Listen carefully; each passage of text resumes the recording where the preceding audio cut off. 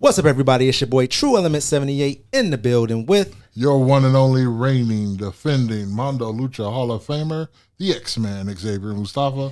And we have some very special guests in the building with us for this very special episode where we will be reviewing WWE films See No Evil 1 and 2. And I'm going to let them introduce themselves now. Yo, this is Will. I'm Kevin. And we're a.k.a. the Dark Knights of Synth, a.k.a. Immortal Girlfriend. And a.k.a. the Dark Challenger right here, Will. Black Challenger, yes sir. Black Challenger. In the building. And one of the original co-hosts of a podcast with me back in the day from 2007 until 2009. Whoa. Called Two Geeks and a Mic. Yes. Reunited and it feels so good. The best podcast I've ever been on because it didn't have Xavier Mustafa on it. But that's a story for a whole nother day. Those are strong sentiments right there, right out the gate, man. I don't know. Well, I'm so sad. I wish I would have met you before today and you would have warned me about the situation. But I'm stuck in it now. So how you guys doing? Doing pretty good, man. Good. And I see you guys are back on the scene now, dropping new music, dropping Seeker, and you guys got some singles coming. Yeah.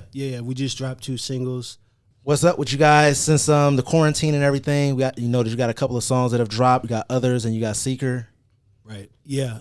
We've just been in like writing mode, and also, I don't know, just like grind mode too. Like I think right now we're really trying to, break through, get to that next level, and it's kind of hard, in the face of the pandemic. And I realize, a lot of people out there have it, way worse than we do. But anything live, right now it's kind of suffering. So I guess we're just trying to get creative and think of other ways to implement, content, and just what people are seeing from us and hearing from us. Yeah, I know I talked to you about this offline when I saw you a couple of weeks ago, was much different than some of the other things that you guys have dropped recently. So yeah, man. I mean, we took it back to our roots, and for us, I feel like a big part of our musical sound maybe even comes from like wrestling, like low key, like a lot of pay-per-views back in the day, a lot of those bands back in the day, right, had a pretty big influence on our sound. Yeah, actually a couple of days ago, I went back and I listened to WWF the Music Volume 3 through Volume 6, dude, and just looking at the dynamics of the music that we grew up with, watching the product and everything like that is so much more generic now than it was back then. Like, you just got a feel for the characters just by the music that was associated with them. Now everything it's more intense than elevated music, but none of it reflects the personalities of the people that they portray on screen. Right. That's because what's his name, Johnson?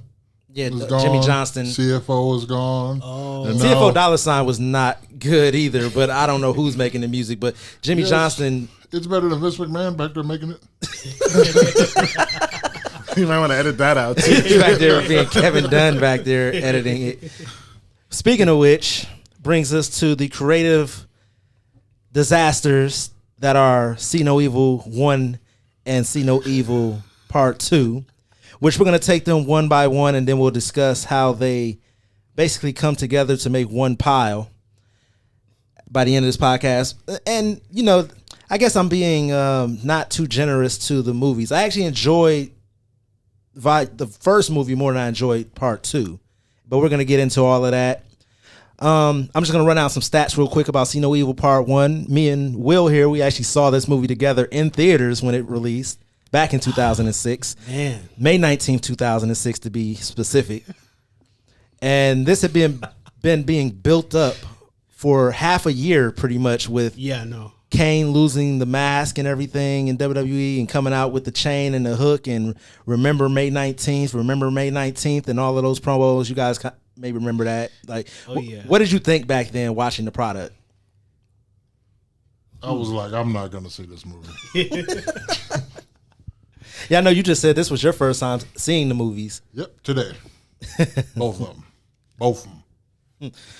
I mean, I honestly wasn't planning on seeing it, But the way they built it up, I did kind of like how they implemented it with this character. Because when you watch the movie, I feel like that's pretty much like a shadow version of Kane. You know what I mean? Like, or a shadow version of that Phantom character. Realm version. Right. You know what I mean? So I think I like the dynamics that were there, how they kind of tried to implement it. Some of it felt a little forced, like, you know what I mean? Where he's just like, May 19th. Like, he just kept saying that date. Like, this is a little bit, beating us over the head with it. But, yeah, that was, I feel like that was an interesting thing for them to do at the time.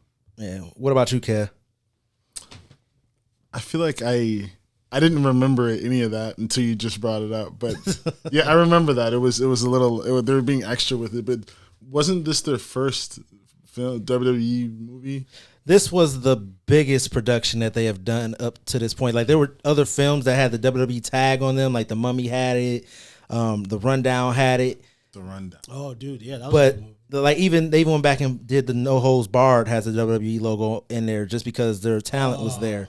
Right. So as far as films go, See No Evil was the biggest budget thing I believe they had done up to that point that was funded by Vince McMahon himself. He's actually executive producer on See No Evil 1.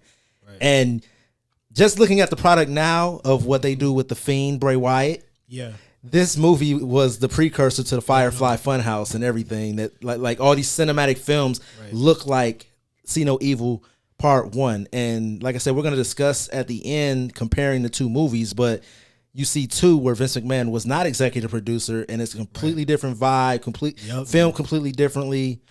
And yeah, so like I said, when his hands were in it, and you look at the product now of what we get with these creepy characters and different things like that, Right. it reflects See No Evil Part 1. I agree. I Like would agree with to the that. nth degree. So I got a question for you two, since you guys seen it when it came out. Without going into detail, what was your reaction to seeing it then versus seeing it now? seeing it then, I thought it was trash, just complete trash. I was like, this was a waste of time. Will, why did we come see? I think movies back then were $9.50. I was like, why did we spend $9.50 on this? I was working at McDonald's. Like, I can't afford. What a waste of money. I remember you were in a band back then too. Yeah, no, I remember. I think that was around when I was just starting to kind of play guitar. I think we were in our first rock band back then. But no, I remember some of those deaths. I remember that there was like a cell phone death. I remember that.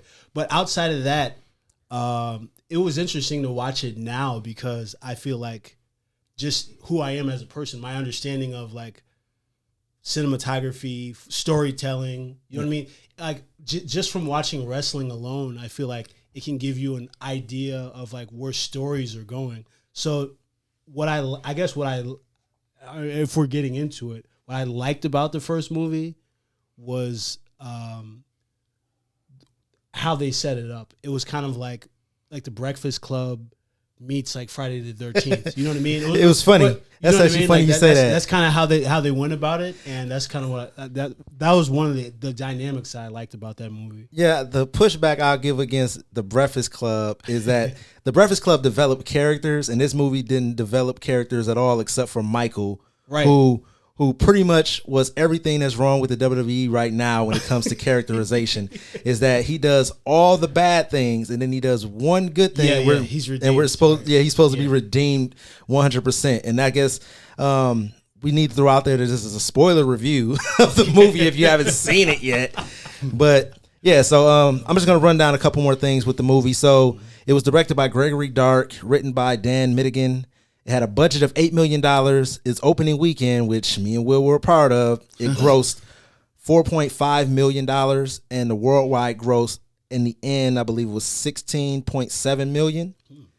And I wrote down that this movie encapsulated every horror trope. And like you said, being older now and having seen more of these movies and understanding cinematography, understanding storytelling, understanding continuity and all of these different things in movies, I said that this was a cross between Candyman and Friday the 13th and Michael Myers, eventually, especially Michael Myers. But they even did like the whole cha-cha-cha thing. I'm surprised he didn't get sued for that throughout this movie. And they had the Friday the 13th twist. They had the Candyman, except for Candyman was bees. This was flies every time he's going to make an appearance. Right. The two-way mirrors and him coming through and attacking people. The hook.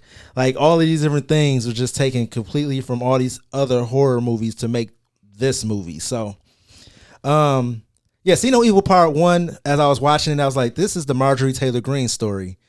That's what I took away from this movie. Because you talk about just like indoctrination? Yeah, indoctrination, extreme. They don't really give us a religion thing, but like evangelical like type stuff. Right. Where like, oh, you see the evil and everything. And in the movie, I thought it was kind of funny. I was like, this is metaphorical because he had literal brain rot.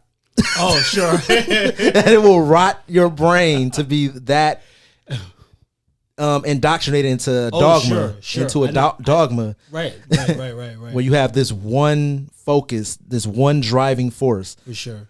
But I already talked about the character Michael, who was an asshole. He's played by Luke Pegler. And out of everybody that was in this movie, he went on to be the most successful. He had spots in Spartacus, the TV show. He was on Hacksaw. He was in the movie Hacksaw Ridge.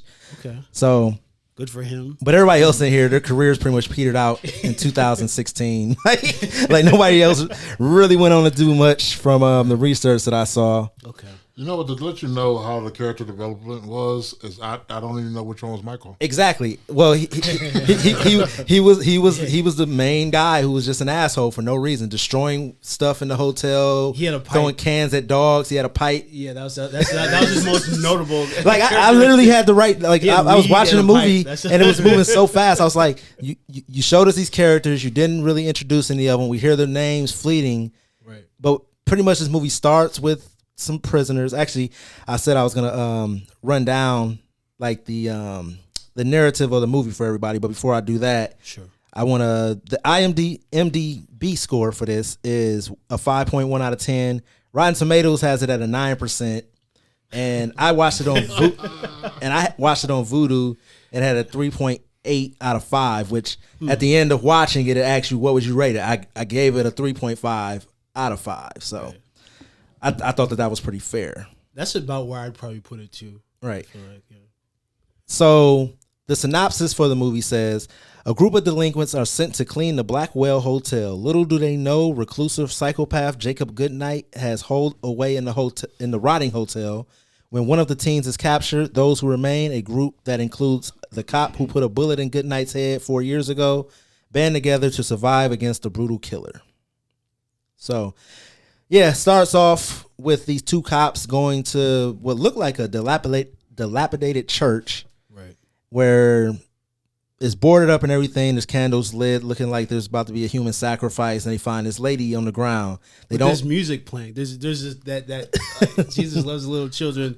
Like that. My only critique with that is that in somebody's head? Is that actually playing out of a radio? Yeah, you know what I mean? Like they never touched it was like that that song would just randomly come on, and I'm like, is this like in like Jacob Goodnight's head, or like right? They never touch on that, and then the other thing they never touch on is I want to know why he was there instead of being like where his mother was at the whole like that's like was this where he was living? Like why like. Because they show us these glimpses of him as a child and everything, being tortured by his mother and indoctrinated, and eventually, we're kind of jumping around, but like just seeing the little relationship between him and his mother in glimpses, but you never know the location of where any of this is happening. Right. But like I said, the cops show up to this place, they find this lady, and she's screaming and frantic and everything. They never show her face, but you see the cops' reactions when they see her face. One of the cops gets hacked to death. And then as Kane or Jacob Goodnight comes through this like those little plastic curtains that they have like in butcher shops and different things for the freezer or cooler. Right. The cop shoots him in the head and Kane slices off his arm. And walks out. Which was funny to me, like not that he got his arm chopped off, but what was funny to me was that later on, they never emphasized that the cop that was the same cop and that he had a fake arm. Like we were just supposed to know, right? Instead of like them really identifying who he was. Like I will defend that. You did see the little thing. You saw it, but if you didn't pay attention to it, yeah, no, you didn't pay did not attention because there's a scene where the cop comes into the room where I'm not gonna jump around. All right, let me set up. So they go 4 years into the future. So 4 years in the future, there's a group of people in jail. I guess they're about to be let out on like a work release thing where they go do work cleaning up this hotel, the Blackwell Hotel that was mentioned earlier. They're going to spend 3 days there cleaning, and they get 1 month taken off of their sentences. So they're at the male prison. You see the guys that are going to be working headed towards a bus, and then we go to the bus where there are female inmates on there who have the same deal that's going to happen with them.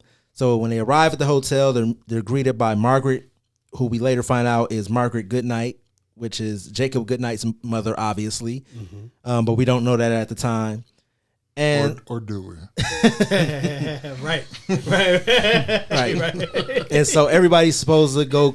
So all the inmates are supposed to go clean up this hotel. There's supposed to be like 72 floors, which doesn't even look like 72 floors, and even show the hotel from the outside at all.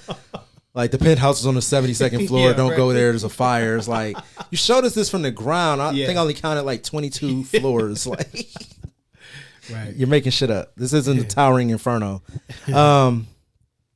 So anyways, now I've set that up. So there's a scene where obviously the prisoners are not supposed to have any contraband like cigarettes or anything like that, where the girls are smoking and the cop comes in, he takes the pack of cigarettes, he lights it up and starts smoking. And then they made a comment about, do you think he jacks off with that thing? And I was like, what are they talking about? I was so confused. Oh, yeah.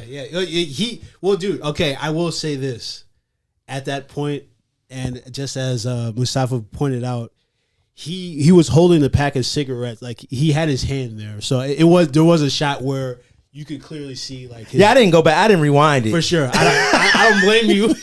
I didn't rewind. I was like, I'm getting through this damn movie. For time's sake. I'm like, I'm not rewinding crap in this movie. Right. Here's the thing. That's even a minor detail that doesn't matter in the end. You know what I mean? It really doesn't. Like I said, like everybody who you wanted to root for and see make it any length of this movie, none of them did anything of any merit. For sure. It was like the worst people survived in the end for the most part. Here's one of the things I didn't get about the beginning of the movie, okay? It looked like the females and the males were coming from the same place. Right. Well, why did they take different buses? Both buses had plenty of room on it. And then why did the one girl have condoms? No, they all hopped on the same bus. Yeah. Did they? Yeah. Because I thought it was one scene where they had the girls. Mm-hmm. Yeah, it was one scene where the girls arrived at the prison to get the guys. Okay. And then they all rode to the hotel together. Okay, then I wasn't paying attention then. Okay. Yeah. Okay. Again, why did she have condoms? Where did she get condoms from? And what was she using them for? It was all females. Because she was ready to get it in. She knew there was going to be some guys. Remember, she took them out of the purse of the. I said that was. But she was the one that wasn't going to get nobody nothing. And it was also funny because that's true. That's true. Because in both, not him, I guess. Because also in both movies, it was funny that the blondes were the slutty ones. But then the one who was supposed to be slutty wasn't even the one who gave it up. Like the people who ended up having, I guess they had sex or started having sex, and Jacob figured this out because he had all the beds rigged with bells. So if you started bouncing and rocking if the bedroom was a rocking, the bells came a ringing. So you mean to tell me this guy, who apparently isn't the most intelligent person in the world, was able to rig all of those like? Yeah, no. You ain't getting busy nowhere in this hotel. Remember, make sure. But you're forgetting 74 bells. You're forgetting he was working with his mother.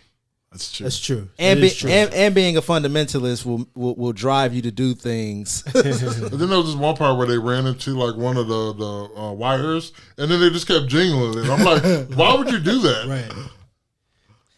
I just like to look at his disgust on his face when he realized the people were having sex on the bed. He looks at the bell. He's like, "Oh man, ultimate cock block." I don't know. Jason Voorhees still has him beat for the ultimate cock block. like you be pulling your underwear down. Jason like, ching, slice. Well, I guess honestly, even that analogy right there that we have, like with Jason, is pretty direct. Like it's pretty much the same thing, right?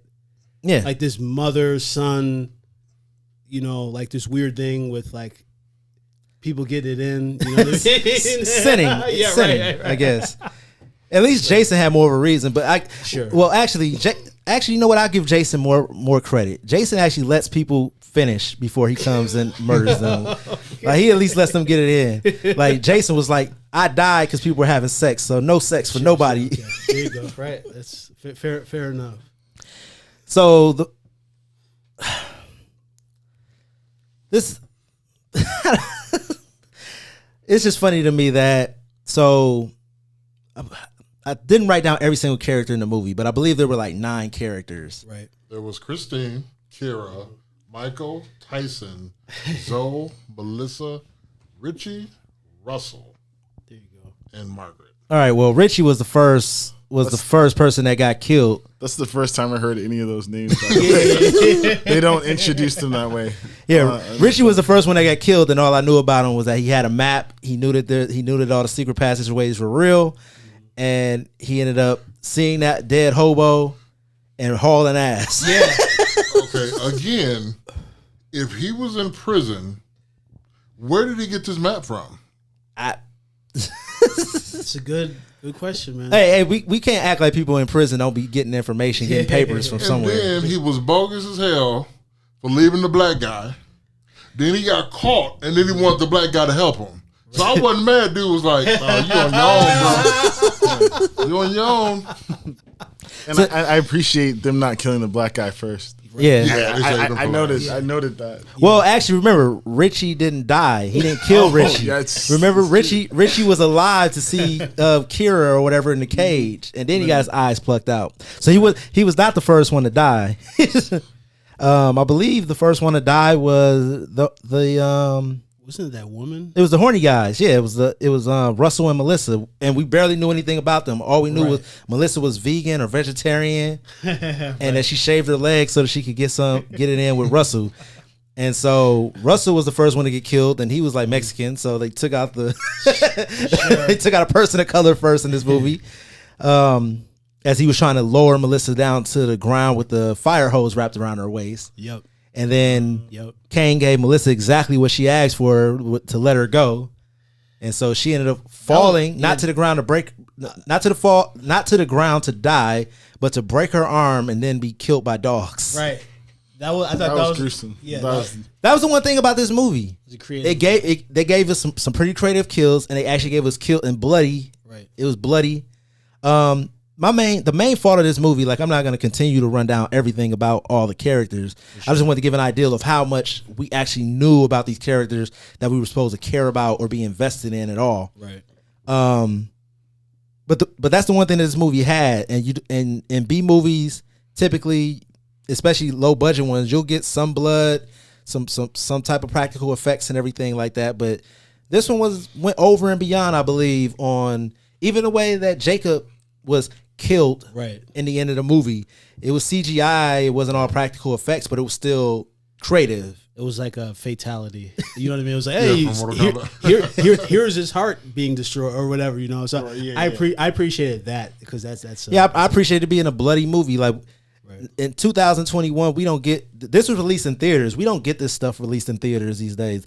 A movie like See No Evil, I don't think would make it to cinemas, not due to budget or anything like that, just due to the brutality. I was kind of noting that because I was thinking, I was like, you know, especially when you talk about any kind of like violence against women that's seen on screen. Yeah. The thing about these movies is, I think the thing that probably separates it from some other horror movies is the fact that they really tried. I mean, obviously you can only do so much, but they really tried to ground this in some reality. There wasn't really a supernatural aspect to it. You know what I mean? Well, he got shot in the head. Yeah, but I mean, that's what I'm saying. Like they tried, but the whole idea was that, you know, I don't know. He didn't really lose anything when he got shot in the head. You know what I mean? Like he was already kind of this weird monster. So I feel like just the way they, like, for both movies, you know, the way they went about it, they try to ground it in some. Well, kind not of a second slight- movie. Yeah, but that's what I'm saying. The second movie one, wasn't grounded at all. Second movie, the people who made it deserve to be grounded. But yeah, like the first movie overall, like I said, the main faults of this movie, I gave it a 3.5 out of 5, like I said, on Vudu after I watched it. The main thing about this movie that made it bad was the characterization. They didn't flesh out the characters. I didn't care about any of them. I didn't know any of their names. If I hadn't looked up the names, probably the only name I would have known from the movie, and I guess it makes sense because they were the survivors, at least 2 of them. I would have knew Kira's name and I would have knew Michael's name. Right. But that would have been it. Like Ty, I wouldn't necessarily remember his name. Zoe wouldn't remember the name. Like I said, these are names I'm reading that I actually wrote down. So the only reason I know their names is because we had the captions on, like when we were watching recently. By the way, this is on, at least currently, it's on HBO Max. I didn't have to buy it. God. So I bought it. I feel like there's almost, but see how I was noting to Kevin, I'm like, the first movie is on HBO Max, the second one is not. Yeah, because the second one was a straight to video release, and Lionsgate is part of the AT&T family, which is who released this film. So, so that's the reason that part 1 is over there on HBO Max. I wish I'd have known that because I actually bought 1 and I bought 2. Oh man! So now I'm a proud owner of See No Evil 1 and See No Evil 2. So for anybody out there that's listening, any especially any lovely ladies out there, you will be tortured by this movie with me showing it to you, because if I bought it, it's getting viewed more than once, damn it. Oh man, that's funny. And then the other character that lived was Christine. So we had Michael, we had Kira, and we had Christine. Those were the ones that survived. Right. So I was actually happy to see the chick live, and it was also a twist too, because we think back to this time period of horror movies, the sole survivor, and they broke that mold. We didn't just have the sole survivor. We had like a handful. Like, we had 3 survivors. So, boy, did they make up for that in the next movie. So, any more thoughts on first movie? I feel like, because I remember seeing it like maybe a year after it came out, and I mean, I didn't think Kane was scary per se. I think the character was cool, and it was the first time we'd ever seen anything like that. I mean, I guess The Rock had been in films, but they were doing something different. But watching it again, I actually I enjoyed it for what it was. Yeah. I mean, it wasn't trying to reinvent the wheel. Like, it wasn't trying to be like this. We've seen giant 7-foot, killers before. So I think what it did. I enjoyed it. I didn't hate it. It's better than the second one. Yeah, it was definitely I'd say it was a way more enjoyable film than the second one, for sure. Right. I enjoyed the brutality of it. Yeah. Like, I liked that he was just throwing people around and choke slamming people to death and all kind of stuff like that. But yeah, like you said, it's the standard horror movie. Well, actually, I was just about to say I also liked it because it wasn't a standard horror movie. It's funny you said the standard horror movie, because I was gonna say he actually had a purpose. Like, it wasn't just a slasher film. Right. He was taking people's eyeballs out who he felt were sinful or whatever, or full of sin. Even though it was kind of funny that, I don't know how you guys were raised growing up, like, or if you know people who were raised where, tattoos are sinful, having earrings are sinful, and everything like that. And then so, like, when his mother comes in the end, she's like, she's a whore, she's a slut, look at the tattoos, can't you see? But they're like crosses, so he's conflicted, like, she's marked with the sign of the Lord, right? And you're calling me the hand of God. Right. No, I guess my final thought on the movie is I did like his character. Like you said, he had purpose, but he even had a slight arc, even at the end, where it was like he was conflicted, and that brought him to a slightly different place, which is interesting to see for a character, because that's the first time that, for I guess maybe for my second viewing of seeing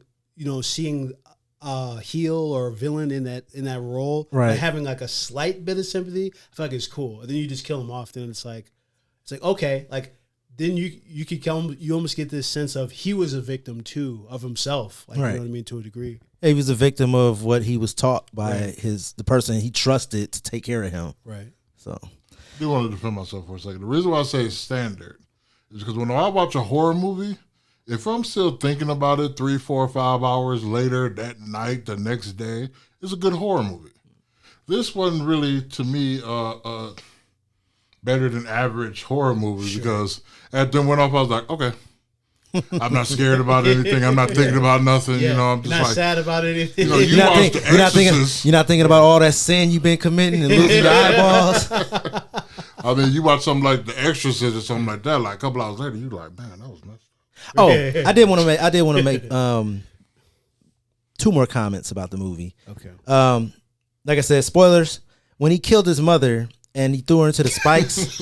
Man, Mortal Kombat again. Well, when he threw her into the spikes, I was like, and I remember thinking this when me and you saw it in theaters. I was like, they should have, instead of just sticking spikes through her body, it should have been literally a needle through her eye. Oh, okay. I was like, it should have been a spike to like her eye or something like that, Right. which eventually that's what happened to him. Sure. That he took a spike to the eye or a pole to the eye or whatever. Right. And then the thing with the flies, I was like, he's taking people's eyeballs. I would have much rather like his friends be like crows or something. Like there'd be like a nest of crows or something like that. Because you always hear those stories. At least I know when I was a kid, kids used to be like, "Oh, don't mess with the crows because the crows eat your eyes. Like don't be sinful. Crows will eat your eyes or whatever." Oh wow. Yeah. I mean, it definitely has like that kind of nursery rhyme, kind of like demented universe nature to it. Right. All right, so we can move on to See No Evil Part 2 unless anybody else has anything else to throw on See No Evil Part 1. See No Evil 2, off the rails. All right, so if there were rails, if there start were. from now. Right. So See No Evil Part 2 was released direct to video on October 21st, 2014. So we had a 8-year gap between the releases of movies, but Part 2 picks up right where Part 1 left off, with all the bodies being discovered at the Blackwell Hotel and transport of all the bodies, including Jacob Goodnight, to the morgue. So this movie received 4.7 out of 10 on IMDb, 60% on Rotten Tomatoes. Is way better than the 9% that the first movie got. How does this? I will explain exactly how they got that rating. Okay. And then it received a 3.6 out of 5 on Vudu. I gave this movie a 3. So, Out of 5? yeah, 3 out of 5. Whoa. I remember I gave the first one 3.5. I give this movie a 2. Yeah, I was gonna Yeah, say like this is That's more accurate to me. And I'll explain why. Okay. Because this movie does the thing that's most important in a movie, that it gets right, but it doesn't have the gruesomeness. It doesn't have, and he's a brainless killer in this movie, right. Yeah. which I didn't like. Yeah, he didn't have a I purpose. It didn't was like it nothing. either. He was just a killing machine in this movie, which was trash. That's why I took a half a point off. But it earned 2 points because what this movie does better than the first movie, characterization. They actually knew the names of characters and actually cared about some of them too, way more than I cared about the ones in the first movie. Not to say that I'm crying when they die or anything like that, but I knew who they were and I knew what their ambitions were. Like they created relationships. In the first movie, there were no relationships there. There was a relationship that was supposed to be between Kira and Michael that she used to work for him and he used to beat her ass or whatever. But that's never really explored besides him choking her in the shower. Right. Right. In this, you got the relationship between Seth and Amy and Will, who is Amy's brother. So you have some connections there.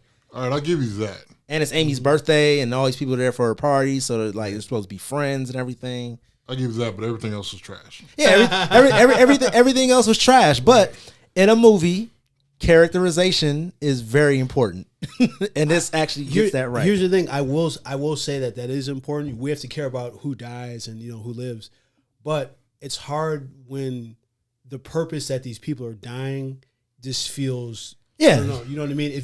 That was my biggest gripe with that movie too, was that he didn't have purpose. I was like, he should have stayed dead, because I was like, he comes back. He's like, I'm still struggling with this idea. He's just like, all right, screw it. I'm just gonna kill everything. It's just like, and he's not even taking people's eyeballs. He's just a killing machine. He's just like, all right, like you guys have to die. And the other thing is, he didn't know that everyone was having sex. Right. He didn't know that. Now he's Well, like, he didn't know that in the first. He you didn't know know what that I in the mean? first one. Like, they were just there. I mean, and because his mother was he like, at "Oh, least they're had all the- coming from jail." Right. He at least had the bell thing though. That's Yeah. what I feel like. Well, the only thing that he knew in the first one about anybody besides the people he caught having sex were, we're gonna get the people from the prison to come to come here. That they're automatic, that they're all bad people because they're from jail or whatever. Sure.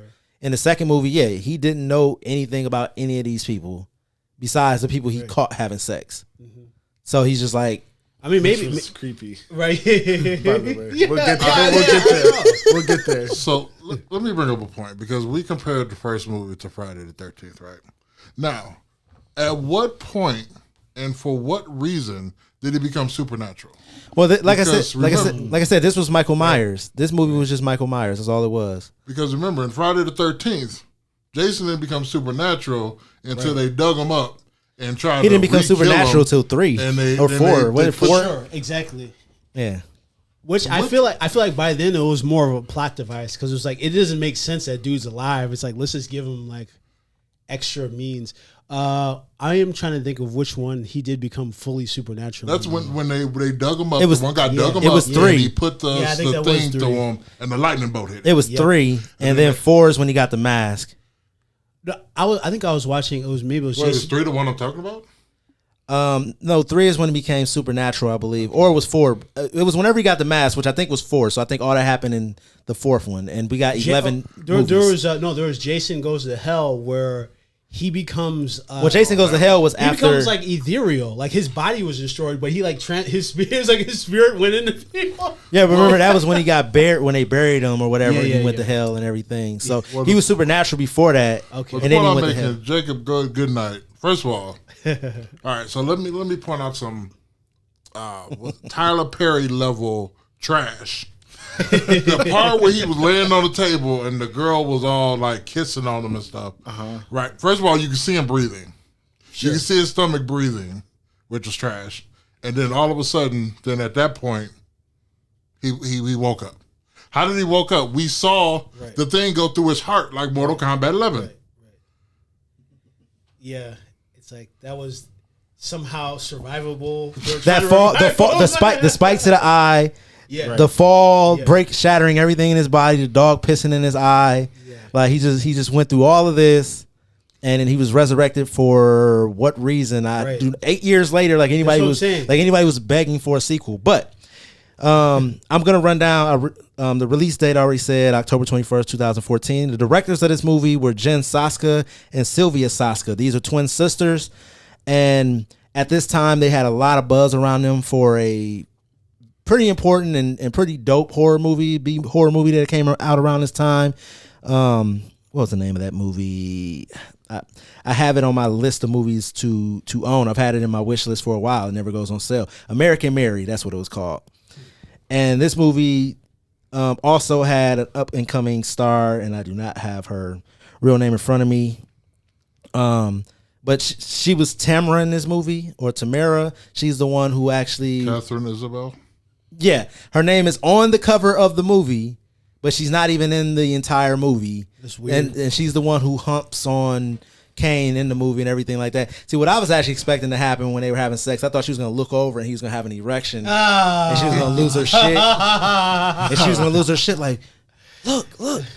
And then then they go over there and they start, she's getting ready to pull the blanket back and he just grabs her or throws her or something. I didn't expect what actually happened to happen. With the lights going out and the body disappearing and all of that.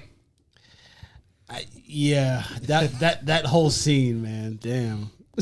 Also, I ran down the writer of See No Evil 1. The writers of See No Evil 2 were Nathan Brooks and Bobby Lee Darby. And I guess WWE was contracting writers at this time. Okay. These guys might have been writing for WWE, who knows, because they also wrote 12 Rounds, Round 3 with Dean Ambrose.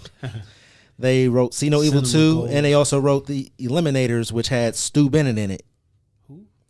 I got some bad news. Oh, wow. Okay, so they have a history of like wrestling-oriented films. Yeah, and this movie went straight to video, and it has a $1.6 million box office, which you could tell this is one of those $5 million budget movies. So even though they leave it open-ended at the end for See No Evil 3, and we'll discuss that at the end of this.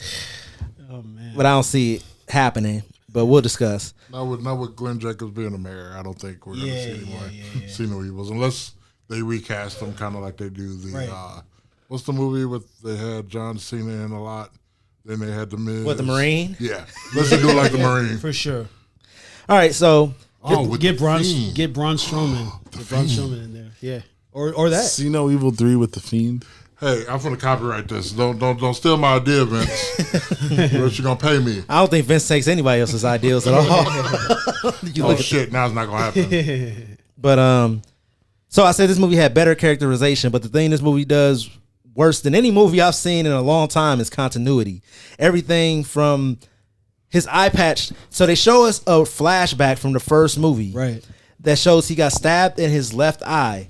And then when they come back from the flashback and he's sitting there, it's his right eye that has the bandage on it. But it goes back and forth through this movie at least 5 times that I counted, where it's on his left eye, it's on his right eye, it's on his left eye, it's on his right eye. I think I was because we were talking about that. I was like, is he looking in a mirror right now? Yeah, that's what I suggested. Because when he was laying on the even table, if he was looking in a mirror, it would still be the correct eye. But if the camera were looking at the mirror, he was looking at But you're looking at it, so you would be like, it would still be the left eye. It wouldn't even matter. I know what you mean. Right. I was trying to make it make sense. I wanted it to make sense. Because I thought the same thing too. I was like, okay, maybe we're looking at him through a window or a mirror or something. But I'm like, no, I even did the experiment. I was like, so it's on this eye. I went and looked in the mirror, and I'm like, it's still this eye. Right. Right. So and then even the clothes, like they were like, he sliced Seth's arm and shoulder through his shirt, and then at the end he's going to the car, and his shirt is perfectly fine. He just has a slight blood. This guy had a blade probably like 4 inches down his shoulder, and all he has is a slight blood stain on his shirt. I was like, this is outlandish at this point.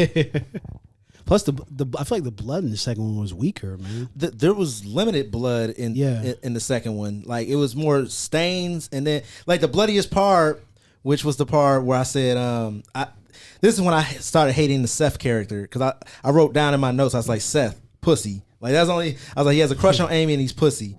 Like, she wants to go back and save her brother, and he's just saying, no, we gotta go, and she's like, I'm going, and he's like, okay, I'll come with you. Yeah. But beta male. But I also call it beta. They went all the way like, okay, first of all, let's talk about this ridiculous morgue. That's like 14 stories. The biggest morgue ever. The biggest morgue ever. Like, remember how you said they made the hotel seem like it was so big, but it was small? Yeah. This was the opposite. This should have been small. This seemed huge. Yeah. Because they had all these doors, all these hallways, all these floors. So this must have been a morgue in Detroit, because this thing was huge. They got to store a lot of bodies in there. Bro had a key that couldn't open one door. It opened everything else but one door on one floor. This is the morgue that Andrew Cuomo has. He's so stupid, dude. Andrew Cuomo wishes he had this morgue. Wow. But the point I was making is he took her all the way down the hallway, down some steps, and then went all the way back after she said, let's go back. Yeah. And what was the other thing Seth did? Oh, also, Seth got Tamara killed. She's sitting there. He's like, run. And as soon as she gets up to run, she just gets clotheslined by a fucking machete. Which, I'm going to say her fault on that one. That was the bloodiest scene in the whole thing. Well, she ran directly at him. Yeah. Right. Still, Seth was like, run. Why don't you go pussy ass run? Why don't we fight? That was, no, I don't know. I feel like I had a harder time connecting with the characters in the second movie. I was like, oh, okay, like you're done, right? And when I was watching Tamara, and I know you guys been watching the products a little bit more lately, the WWE product. But when I was watching the Tamara character with the stockings and the short skirt and everything, I was like, she's the prototype for what they had Billy Kay doing now, just being stupid. And the thing that I didn't understand, this movie does the horror trope that I always hate, when people see something scary and they try to run away. But instead of like actually trying to run, like the first movie got it right. They saw something scary, they hauled ass. In this movie, they saw something scary, they're looking back, they're falling and tripping all over themselves, like the floor has making all kind of noise. I'm like, was the Usos out there slicking their hair down or something on set? Like, why are y'all slipping and falling everywhere? All that sweat, man. I mean, this guy was so intelligent. He had doors chained up. Where's all this chain in the morgue? Right. That's what I said too. I said that too. I was like, where did he find a blade with a chain on it? Right. Or all these weird like curved blades. I was like, did they use this at the morgue? And I was kind of I thought it was a dope thing that they did, but I was highly offended by it at the same Oh, time. you're gonna say what I was thinking right now. The guy in the wheelchair. Yep. I was like, I like the fact that he stabs him in the leg and he doesn't realize why he can't move, and he turns around, he's like, "Oh, I've been stabbed." Right. But then I was like, man, that was just bogus. He had no reason to die at all. Yeah, right. Like, right. No, that's my biggest thing is like, yeah, the kills are cool to see, but when you give them some purpose, it's like, oh, okay, he's mad because this or that. But you never really got a sense of other than like you said, just a mindless killing machine. Yeah. You know, and I feel like when you start having that does away with some of the character. Because I just thought about this too, and I'm gonna compare it to a more recent movie, Joker. The first movie was a lot more like Joker than the second movie. Like you can even because remember when Joker was gonna kill we're politically incorrect on when he was gonna kill the midget. He acted like he was gonna kill the midget, and he let him live. Right. That's pretty much the first movie. Like he's like, oh, she's got the religious tattoo. I was gonna say I'm gonna let her go. But that lets you know that he has some empathy. He has some empathy. There's a little more layers. There's some human inside of there. Right. In this one, he didn't give a damn who you were, what you were. She's like, that's my brother and stuff, and he hadn't done anything. Yep. Like, I guess he made out with a chick, but that was it. Seth was a damn virgin. He was scared to even ask the girl out on a date. Right. So, like I said, this second movie was atrocious from the continuity standpoint. The only thing, two did everything worse. Two did everything bad that one got right, and then one did everything bad that two got right, which was mainly just characterization. One could go down as a really good B flick movie, right? If it had good characterization, like if we actually cared about the people, it would not be that bad of a movie. I agree. The fact that people were just dying, that we didn't even know who their names were, was what made one bad. Two, we knew who the characters were. You might not have known their names, but you at least had some ambitions behind them. Right. But yeah, they're just being stalked by a killing machine. He's not collecting souvenirs from them anymore. You're seeing flashbacks to the first movie, which is I feel like that's kind of a cheap way to just tie continuity, because it's like, oh yeah, remember when this happened? And it's like, yeah, it was cooler 8 years ago too. Though here's the thing, to have an 8-year time jump and not really address it in the movie, I was like, you can do that. And Kane, Glenn Jacobs, he looked good for the role. Like if you think about 8 years, he looked pretty good, but outside of that, I feel like with that amount of time, I was like, they probably just went with whatever like initial idea was for a sequel. It's like, you know what, we're gonna pick right up and do this. The thing I also was laughing about from 1 to 2, in 1 he was like pasty, pale, slimy because he had never been outside. In 2, he has pigmentation, even though he was supposed to have been dead for several hours. And he just comes up just super jacked. Yep. Got that nice pump too. Here's the point I want to make. So in part 1, there was a part where like he was upstairs, and as he walked, the ceiling was crumbling. Yeah, the dust in the ceiling. Right? In this movie, he comes to the morgue. You see the little weight thing that says he's 330 pounds, right? Yep. Do you mean to tell me a 300-pound man was able to get into the guy's back seat without him noticing or knowing that he was there?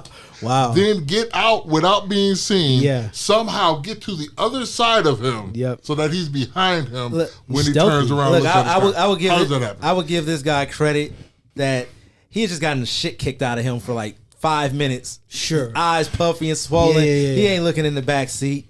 He think he done left this guy behind. In the back seat. When you get in your car, you'd be like, "Oh shit!" Like, it's right there. Look, I didn't even think that he climbed out of the back seat. I was thinking maybe he just opened the door to mess with him. I would buy that, but maybe because when this is the end of the movie we're talking about. When I saw that and I was like, oh, the door's open. I was like, dude, fuck that car, just walk away. Just turn around and walk away. And he starts backing, and I'm like, all right, good, you're backing away from the car, but let's go. And then he bumps into him. I'm like, oh shit, I didn't expect for him to be behind him. I thought he might actually escape. So, like I said, one broke the mold where we had 3 survivors. At that time, every movie, pretty much every horror movie ever, they're always only giving you 1 survivor. This one, they were like, oh, fuck that. You know what? We shouldn't have let so many people live in one. So we're killing everybody. So the no survivor thing in this movie. So, and him just living. So that leads us. Right. That's just. So that Why? So that just leads us to the discussion I wanted to have now. And this is how we're going to finish up the review of the movie is they leave it open for a part 3. I was like, okay, eventually other people who work at the morgue are going to show up, or more bodies are going to be delivered, because they said there were 9 bodies. We only see his body get delivered. Right. So what's going to happen now? Is he going to hang out at the morgue? Is he going to find somewhere else to go? He doesn't have his mother directing him anymore. Right. He's just a straight up killing machine. How many years now? It's been 7 years in real time. No, I don't think there's gonna be a sequel. Yeah, and it only made $1.6 million. Right now, I mean, going straight to DVD though, that's pretty impressive. Well, what I was gonna say, but it's also from something that had a name. It should have made more money than that going straight to DVD, in my opinion. This is before it's a sequel. You're saying? Yeah, it's a sequel to a movie that made $16 million. Right, and so. Again, yeah, that major gap has a say in it. Also, at this time, 2014 is when things were kind of starting to transition more to the people not buying movies. Oh, yeah. Like Netflix was starting to take off. I think we've had streaming since about 2014. Yeah, 2000. Yeah, because Netflix was still DVD based in 2014, but they had some streaming starting. So I could see a sequel being made with WWE having the network. Sure. Or the deals they have now, and it going straight to like Netflix or something like that, being a B movie. But I don't think Glenn Jacobs would come back for it. Right. So we already discussed the possibility of it. Who do you think could play the character in another sequel? Hornswoggle. Hornswoggle can do all things. Great Khali. Well, they barely let him speak, so yeah, I don't know. It can only be Braun Strowman. Yeah and no though, because I feel like he almost has his own energy. Yeah, he doesn't feel like a killer. He seems like a fighter, a hand getter. Well, then again, if you could make him look even crazier than he already looks, I mean that in a good way.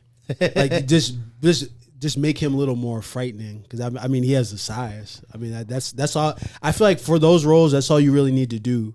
Yeah, you know, you don't really need to have him do that much emotion unless you want to give him a mask and not, you know, have him be more of like what Kane was pretty much Jason in the second one, you know. Right. See, what kind of disappointed me was the Will character that they had, who was himself a big guy. Yeah, no, and I was disappointed by that too. I was like, oh, I was like, man, they're going to get a few good shots in or something. Like I thought about, I can't remember which Jason movie it was, where the black guy tried to face off with Jason. That was Jason 8. Jason Takes Manhattan. Yeah. And I was like, I was like, her brother about to shoot the fair one with Kane, and then he just gets choked out. Yeah, man. No, I saw that too, because when I saw a big dude, I was like, I feel like what I like about both movies is like Mustafa mentioned earlier, is the physicality. Like you feel like it's like wrestling, but it's played up a bit more, so it almost feels like kind of like watching a hardcore match. So I feel like they should have did a little bit more with dude, just for his size alone. And they should have got a few good shots in on him. In this movie, nobody could compete with him at all. Like nobody. He was like God tier. And it was also just funny, like all that. So this takes place directly, like the next day after one. But all this information is out there. Oh, he's called the Hand of God. Yeah. And his mother, like how does Tamara know all this? Oh, his mother, she was a religious zealot, and she kept him in a cage. But here's the thing: 2014. If you're thinking of internet, social media, you may have some people that know everything. That are his mother was not on Facebook. She might have been on Twitter. But I'm just saying, you know, posting. You just for those people that are obsessed about, you know what I mean, certain. You know, there's just definitely a lot of people obsessed about serial killers now. So man, the world was so much different in 2014. We're looking at this through 2021 eyes. Like information was not out there the way that it is now. That's true. Like the world was a much more sane place back then, I could say. Yeah, because you got the newscast, and the newscast was like, all these bodies are here, murder, blah, blah, blah. So you can tell it just freshly happened. Right. So there was no way she would have had that information. No way. Like they knew, like the only information they could have had was that he was the killer, because the people who escaped would have probably told them, like, yeah, the guy who tried to kill us, he's laying in the atrium or whatever with a hole in his eye socket or whatever.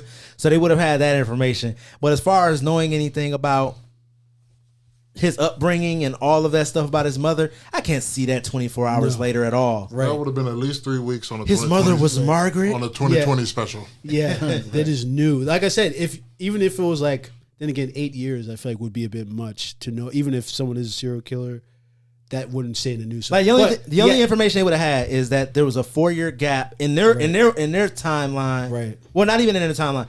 There was a 4-year gap from when the first bodies were discovered, when the cop shot them, and that's all in the first movie. And then this happened. So all this is 4 years after the first bodies were discovered, and this is the next the same night. Right. Pretty much, this is pretty much the same night as the first movie. And he did a lot. And so when you think about that, right? When you think about that, how long of a night are they? Do they live in Alaska? Is this 30 days a night? I just thought about that. That's true. Right. The first movie takes completely at night, and this happens the exact same time, and it's nighttime again. We don't ever see daylight. It's true. The bodies are brought. All this is happening at the same time. This is the longest night in human history ever recorded. Man. Like I said, this has to take place in Alaska. This should have been called 30 Days a Night. See no evil. 30 Days a Night Star. I didn't like the way they killed him, or tried to kill him in the second one, where he just kind of embalming fluid, basically. Yeah, but he did it so nonchalant, and then he dropped the blade. I was like, "Get this hacking and slicing." Yeah, I know. That's also why I call him the pussy. I'm like, because when he walked out, he got in the car. I was like, he didn't do what needs to be done. Right. He didn't do what needs to be done. Cut his head off. I was like, man, he's called the hand of God. Cut his hands off. Yeah, right. Should have went for the head. So yeah, if they do decide to make a third one, obviously it's WWE. I don't even think they like Braun Strowman enough to give him that opportunity. like they'll go find somebody, right? Or they'll just replace him. They'll probably what's AJ Styles' bodyguard's name? Amos. Yeah, Almost. Yeah. They put almost. Shit. Actually, at this point, I'd like to see Bobby Lashley play the character. Getting to start eating people, or you said Bray Wyatt. He's too small for the role. But I do think that The Fiend could be in a movie if WWE decides to go back to. Because honestly, I like WWE horror films. Like Oculus, which we'll be reviewing later on, and this is a spoiler, I guess, for that, is one of my favorite horror films of all time. That is a really good movie if you've never seen it. I think you've seen it, right? Oculus? No, I haven't. So if you guys are interested, you're more than welcome to come back on for that. Because I know you've always been a horror film fan and bloody movie fan. I feel like I just recently started getting more into horror. Yeah. I never. Well, I know you always like the violence, I should say. Yeah. No, I never really the watched action, blood. I feel like I just recently started getting into more like classic horror movies. So it's an interesting genre. All right. So overall, A through F for See No Evil Part 1, or out of 10, what do you give it? See No Evil Part 1, I think out of 10, I would probably give that like a 6.5 maybe. All right. Yeah, I'd give it a 6. 6 out of 10. I'm giving it a 3 out of 5. I gave it a 6.5. See No Evil Part 2. I'd give that like a 3. That was a 3 for me. Yeah, I would say. I mean, it exists, so they did that. It came out to me. You know? Yeah, I don't but know. It didn't drive anything. Right, it wasn't treading any new water. Yeah, it felt like definitely more felt killing, unnecessary. but for less reasons. So yours is a 3 out of 10? Yeah. Mine is a 1.5 out of 5. I give it a 6. Like I said, better characterization, but everything else is just actually I'll probably give it a 5 or 5.5. Now that I think about it, yeah. So that's been the reviews of See No Evil Parts 1 and Part 2. Make sure that you guys click that bell and hit that subscribe button so that you're notified whenever new episodes go up. If you enjoyed this episode, or if you didn't enjoy this episode, give it a thumbs up or a thumbs down. You guys want to give out your social media, where people can find you, and let them know about any plans for 2021. All right. people could find us on bandcamp.com/Immortal Girlfriend. We have all of our music up there. And everything else, I mean, it's on all other digital streaming services. So, all right. And we'll have links to all of their content in the description as well. So if you're interested, you haven't discovered the sounds of Immortal Girlfriend, you'll definitely enjoy it and you'll be able to discover it. Check out Black Challenger as well, which was Will's solo project. Yes, sir. So great music. The Dark Knights of Synthwave. Xavier Mustafa, you want to give out your social media? You can catch me at Xavier Mustafa on Facebook and on Twitter. You can also catch my other podcast where this will be on as well at XM Cinema. And that's on Facebook and Twitter as well. And you catch me at TE78 over on Twitter. You can check us out on Facebook. We have the Slamcasters fan page, and we also have the Slamcasters Slam Board, which is more of a group discussion page.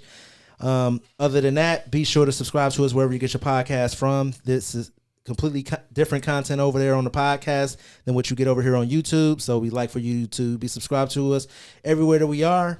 Looking forward to major things for the rest of the year. And apologies to our comrade. We didn't even acknowledge that he wasn't on the show today.